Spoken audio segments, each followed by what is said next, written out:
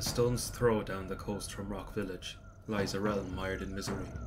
Hostile flora and fauna are ever present, while a blanket of rain beats down without end.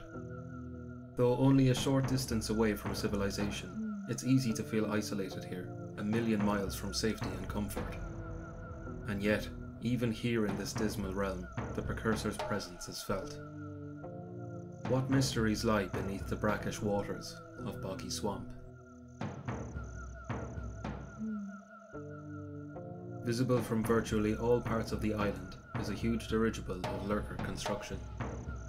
As we navigate the treacherous tar pits and hostile fauna, we soon see the means with which it's been tethered to the earth. And as we trek further into the swamp, we see the dirigible's purpose for being here. Submerged in noxious tar is the colossal arm of a Precursor robot. It stands to reason that the immense weight of the robot it once belonged to caused it to sink so deep beneath the marsh over the course of deep time. Perhaps it was the rise of a deposit of gas or some other geological activity that caused it to surface again, as untarnished as the day it was forged. The goal of OpenGOAL and Maya may have been to armour the bare arm of their fiercest warrior, Claw. The destruction he caused with one robotic arm speaks for itself. The wrath he could unleash with a second arm, or one with a different array of weaponry, would be a nigh unstoppable force for evil. The only other indicator that this dismal realm once felt the Precursor's touch are these vents, launchers, and a transpad, and also these structures. They appear to be part of some larger mechanism, moving up and down in opposite directions like pistons, not unlike the Lurker machine in the Forbidden Jungle. Whatever mechanism they are attached to goes beyond what the game shows us, and so we can only speculate. Perhaps the mechanism goes underground, linking in with a network of pipes that connects in turn to the lost Precursor city. Breaking up the gloom of the swamp are clusters of yellow eco. The presence of it being available from vents means that it was not just naturally occurring, but abundant in the area, enough for Precursors to harness it continuously, and later to be fed upon by Lurker vermin. Despite the fiery, incandescent nature of yellow eco, it seems unusually abundant in the swamp, where one would expect to find it somewhere more in line with its properties, such as the clusters found in Claw's roost. So what is it about Boggy Swamp that causes so much of it to manifest? To attempt to theorise about why, I'll look briefly towards real-world folklore and geology. Huge deposits of methane can build up beneath marshes, and when released can often ignite. Before this was common knowledge, many people attributed these ignitions to a fey being, known as the Will-o'-the-Wisp. Believed to be a type of fairy or spirit that would lead travellers astray, it manifested as small clusters of light or flame, seen in fleeting glimpses through foggy marshes at night. As we see our first glimpses of that familiar yellow light through the dreary bog, the parallels become clear. Will-o'-the-wisps may very well have served as inspiration for the appearance and home environment of yellow eco. Assuming that yellow eco is related to swamp gas, we must also ask what roles it plays in the Precursor's great works.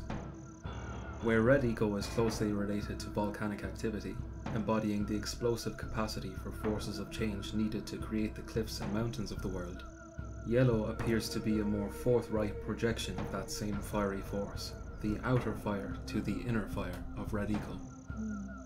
Perhaps the two ecos are two sides of the same coin, red for explosive, fiery change of the Earth's foundations, and yellow arising from the decay of what's already been created, ready to sculpt the faces of the creations of red eco, fire from natural decay, an incandescent byproduct of the circle of life.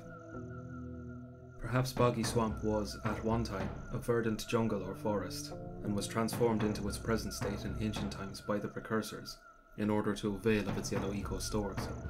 It could be that we can even still see this utilisation in the lost Precursor city, and with further uses to be seen in deeper facilities outside the game's view.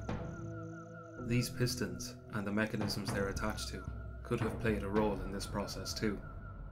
We know Lurkers are quite adept at reverse engineering Precursor technology.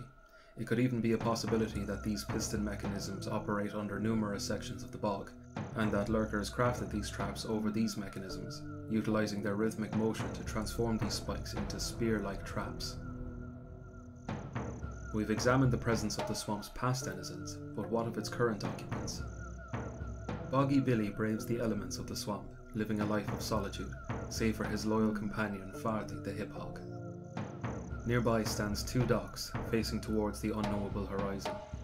A popular spot for many players during moments of existential contemplation, many have wondered what purpose these docks serve.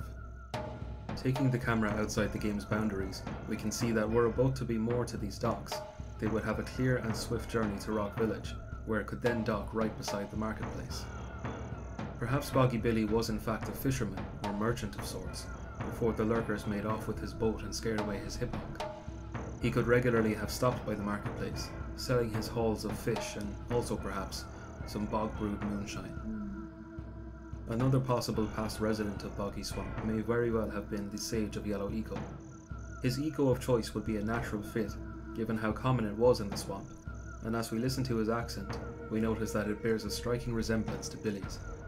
In-game, we see that the Yellow Sage's lab is situated just outside of Golan Maya's citadel.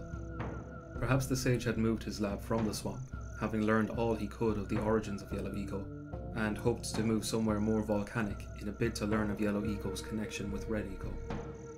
We see no in-game evidence that this was the case, but given the ever-present rainfall and marshy ground, it stands to reason that any remnants of his lab may have been ransacked by lurkers, or sunken into the ground by the time of the game's events. Who knows what other mysteries lie buried, sunken and lost to time. Buried deeper and deeper, lost to all light and sight beneath the endless rain and toxic muck of Boggy Swamp.